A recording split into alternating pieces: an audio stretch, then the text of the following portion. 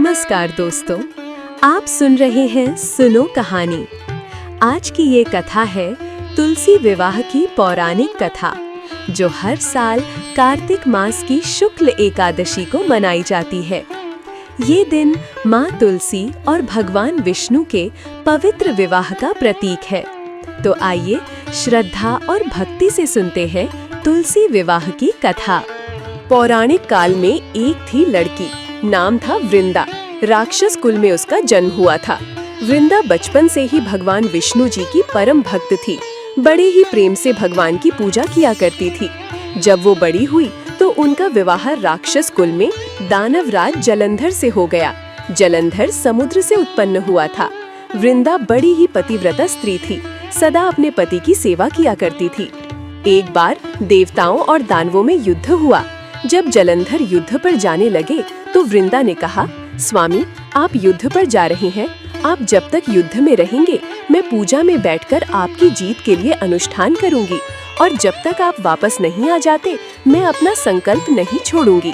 जलंधर तो युद्ध में चले गए और वृंदा व्रत का संकल्प लेकर पूजा में बैठ गई। उनके व्रत के प्रभाव से देवता भी जलंधर को न जीत सके। सारे देवता जब हारने लगे तो भगवान विष्णु जी के पास गए। सबने भगवान से प्रार्थना की तो भगवान कहने लगे कि वृंदा मेरी परम भक्त है, मैं उसके साथ छल नहीं कर सकता। पर देवता बोले, भगवान, दूसरा कोई उपाय भी तो नहीं है, अब आप ही हमारी मदद कर सकते हैं। भगवान ने जलंधर का ही रूप रखा और वृंदा के महल में पहुंच गए। जैसे ही वृंदा ने अपने पति को देखा, वे तुरंत पूजा में से उठ गई और उनके चरण छू लिए।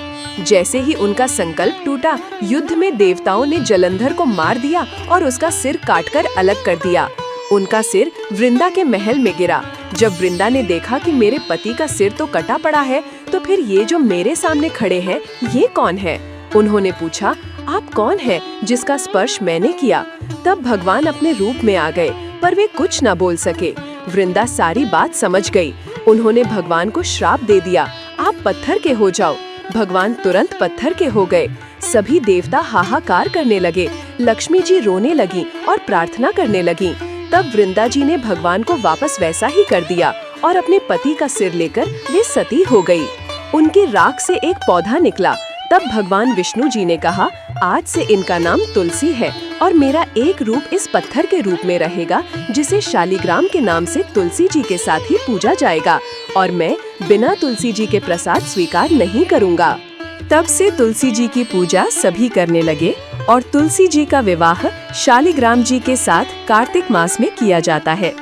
देवउठनी एकादशी के दिन इसे तुलसी विवाह के रूप में मनाया जाता है। तो दोस्तों, ये थी तुलसी विवाह की पवित्र कथा।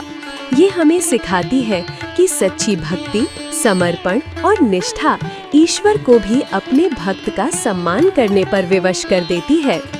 आप सुन रहे थे सुनो कहानी। अगर आपको ये कथा अच्छी लगी हो तो वीडियो को लाइक और शेयर करें, और ऐसी ही धार्मिक व पौराणिक कहानियाँ सुनने के लिए चैनल सुनो कहानी को सब्सक्राइब करना न भूलें।